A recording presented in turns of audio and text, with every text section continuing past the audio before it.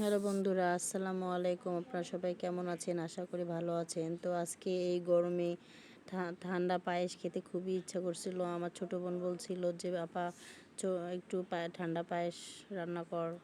তো আমি ভাবলাম যে আজকে ওকে পায়েস রান্না করে খাওয়াই, এই গরমে আর ভালো লাগতেছে না। তো বিকালে কি খাওয়া যায়, আমরা আজকে এটাই প্ল্যান করলাম যে এটাই খাবো বিকালে। প্রতিদিন একই খাবার তো আর ভালো লাগে না, তো আজকে একটু অন্যরকম খাবার খেলাম।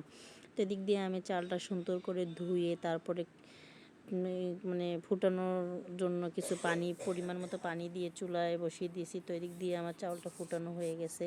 তো এখানে আমি গরম মশলা দিয়ে দিলাম, ছোটো এলাচ, দারচিনি আর লবঙ্গ দিয়ে তারপর আমি চিনি দিয়ে সুন্দর করে লাড়াচাড়া করে চালটা ভালো করে একদম ফুটিয়ে নিলাম।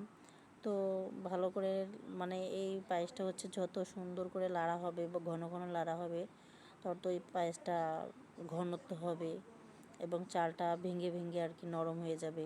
তো আমি সুন্দর করে ভালো করে লাড়াচাড়া করলাম, লাড়াচাড়া করে তারপরে হচ্ছে অন্য সাইডে আমি দুধ জাল দিচ্ছিলাম। তো দুধটা এদিক দিয়ে ভালো মতন জাল না হওয়া পর্যন্ত তো দুধটা দেওয়া যাবে না।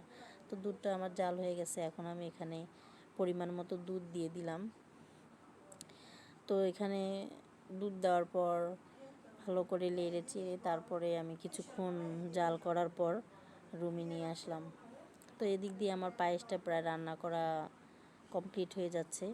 তো আমরা এখন এটা হয়ে গেছে প্রায়, তো এটা ঘরে নিয়ে যাব। ঘরে নিয়ে যে কিছুক্ষণ পর ঠান্ডা হওয়ার পরে এটা ফ্রিজ থেকে তারপর পরিবেশন করব, তারপর আর কি খাবো আমরা। তো এদিক দিয়ে আমার পায়েস হয়ে গেছে, এখন আমরা এটা নিয়ে গেলাম। তো ঠান্ডা হওয়ার পরে আমি ফ্রিজে রাখছি, ফ্রিজ থেকে বের করে তারপরে এটা খাবো আমরা। তো এদিক দিয়ে আমি একটু নুডলস রান্না করে নিলাম, নুডলস আর পায়েস। তো বিকালের নাস্তা আমরা এটাই আজকে করে নিলাম। তো নাস্তা করে নিয়ে এখন আমরা ছাদে গেলাম, যেহেতু অনেক প্রচণ্ড গরম, এটা আপনারা সবাই জানেন। তো এই গরমে তো কেউই রুমে আর কি থাকতে পারতেছে না, যথেষ্ট পরিমাণ গরম। তো এদিক দিয়ে আমরা ছাদে গেলাম, আর আমার হাজব্যান্ড তো দেখেন গরমে কি অবস্থা হয়ে গেছে চেহারাটার। আর এদিক দিয়ে দেখি অনেকেই আর কি ছাদে বসে আছে, কি করবে, রুমের ভিতর থাকাই যাচ্ছিল না, অনেকটাই গরম।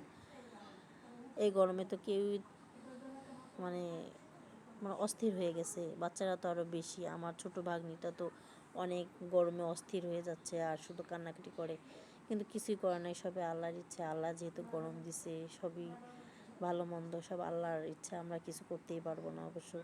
তবে সবাই আমরা দোয়া করি যাতে আল্লাহ গরমটা তাড়াতাড়ি আর কি একটু বৃষ্টি দেয় আর কি। আমরা এটাই বলতে চাচ্ছিলাম যে একটু বৃষ্টি দেখ, যাতে পুরা দুনিয়াটা ঠান্ডা হয়ে যায়। সবাই গরমে অনেক ক্লান্ত হয়ে গেছে, দেখেন সবাই কাজকাম করে, তারপরে কি করবে, এখানে ছাদে এসে আর কি বসে একটু রেস্ট নিচ্ছিল।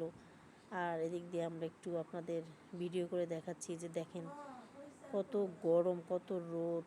এই বাতাসটা এত ভালো লাগছিল ছাদে যে মনে হয় আমরা রুমেই যাব না, আজকে এখানেই থাকবো। তো কি আর করার, রুমে যাচ্ছিল তো আজকে। আল্লাহ হাফেজ।